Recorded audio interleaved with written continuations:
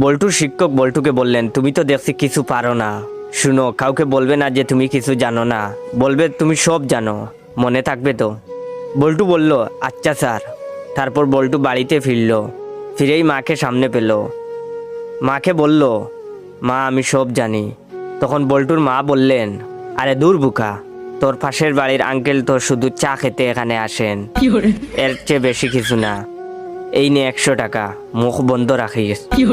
বল্টু তো অবাক। এরপরে বল্টু তার বড় দিদির সামনে এসে দাঁড়ালো এবং তার বড় দিদিকে বলল, দিদি আমি সব জানি।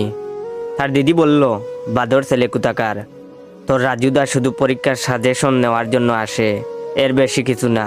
এই নে 200 টাকা, কাউকে কিছু বলবি না। বল্টু এবার তার বৌদির কাছে গেল এবং বলল, বৌদি আমি সব জানি।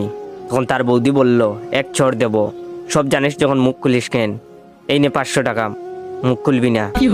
বল্টু তো খুশিতে আত্মহারা। তারপর বল্টু তার বাড়ির প্রতিবেশীর কাছে গেল এবং বল্টু বলল, কাকু কাকু আমি সব জানি।